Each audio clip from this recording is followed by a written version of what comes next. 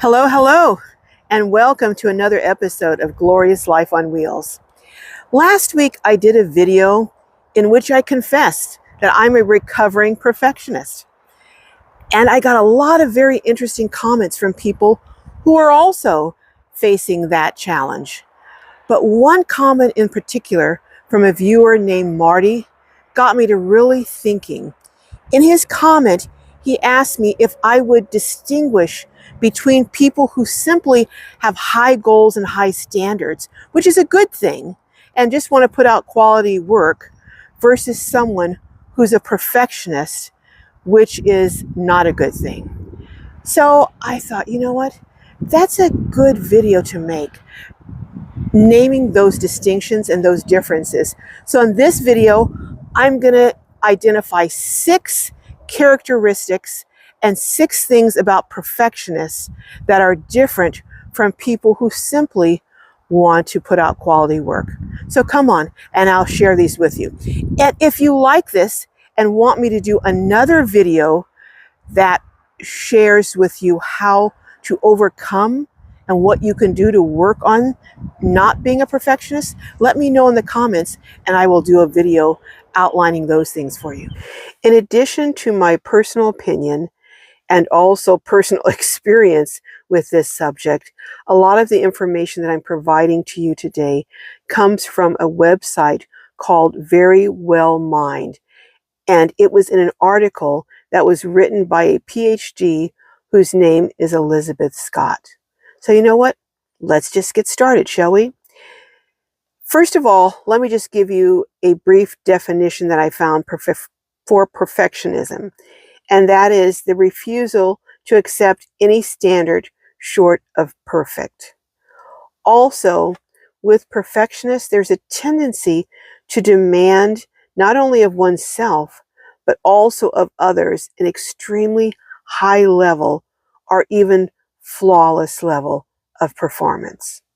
So with that said, let's jump into the 6 differences between someone who is a perfectionist and someone who just has a high standard that they want to meet. And we'll call people who have high standards, we'll just say they're high achievers, okay? So for a high achiever can be satisfied with their performance if it's excellent or reaches a high standard, even if it's not perfect. They don't have to have perfection to be satisfied. Whereas a perfectionist, if it's not perfect, they consider the whole task a failure. And even if other people are saying it's amazing, it's wonderful, they still consider it a failure. So again, high achievers can be satisfied. Number 2, a high achiever can celebrate their success. So if they do something and it reaches a certain level, they can say, you know what, this is good enough. It was excellence. It met the standard of excellence, and they can be happy. They can give themselves a pat on the back. A perfectionist focuses on the failures. I'll give you an example. Let's say a person who's a perfectionist wrote an article. And let's say the article won all kinds of literary awards. The perfectionists, when they read through that article, they're going to be looking for what they left out. They're going to be looking, oh, I forgot to add this. Oh, I forgot to say this. I meant to mention that. Oh, I didn't compare this. Oh, I didn't add that data. Instead of patting themselves on the back, congratulating themselves, they're focused and they're mired down in what they view as their failures. Number 3, high achievers set standards and goals, but they're ones that they can actually achieve. Perfectionists set standards for themselves that are unrealistic and they're unlikely to achieve. They really put the bar really, really high. So in other words, they kind of set themselves up for failure in their minds. Number 4, and this I think is really, really a loss for perfectionists. It's something that they really miss out on. High achievers can enjoy the process. In other words, let's say a high achiever is taking a trip. They can enjoy, stopping along the way, seeing the beautiful flowers, maybe stopping and going someplace really to eat that they've never been at, to try a different kind of food. A perfectionist is focused on the goal.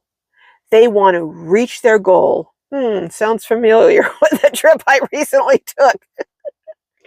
Oh my goodness. They want to get there. They're leaving from point A, and their goal is to get to point B, and they're going to get to point B, and they're going to go straight there, and you're not going to deter them.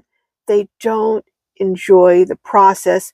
I guess a better way to put it is they don't smell the roses along the way, and they don't enjoy the journey.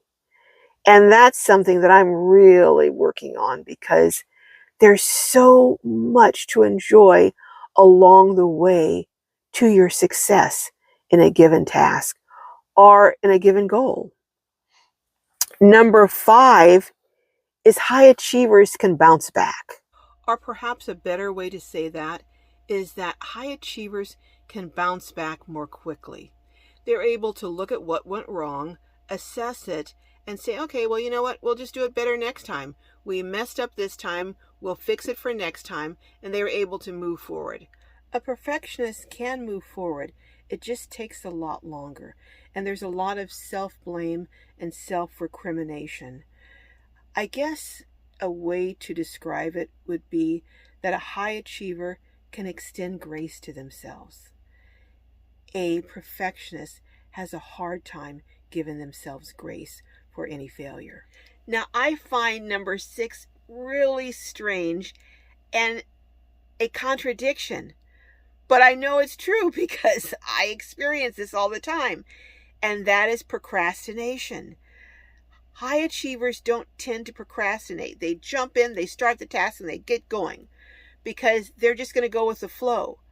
Whereas a perfectionist is fearful of starting it because they're already in fear of failing before they even start.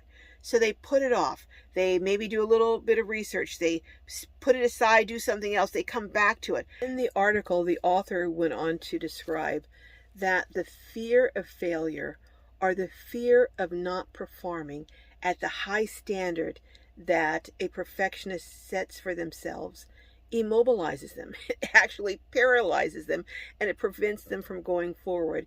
And that's why they're so prone to procrastination. Let me give you an example in my personal life. I had my channel, Glorious Life on Wheels, up and ready to be going a year before I even posted my first video. And I guess, again, that was because I kept thinking, oh, I'm not going to be able to do this. It's not going to be as good as I want it to be. All of these reasons that prevented me from starting my channel. I could have started a year earlier. But that fear of not reaching the level that I wanted to kept me from going. People kept saying that I knew, just do it, just jump in and do it. It's kind of like, jumping off the diving board into the pool at summer camp, and finally I just did it, and it was not nearly as scary as I thought it would be, But I know I'm preaching to the choir here, because based on comments I've already received, there are so many of you who talked to me about procrastinating. And even some of you emailed me and told me how you procrastinate on a task because you just can't make yourself start. And it's the fear of failure. I'm not a doctor. I'm not a specialist. I'm not an expert by any means, but I've experienced it. And there are ways that you can improve. There are some steps you can take. If you would like me to do another video outlining some things you can do to address your tendency to be a perfectionist and to help you move forward and maybe not even procrastinate, Let me know. Drop a note in the comments whether you're a perfectionist or not, or you're just curious to see what those steps would be.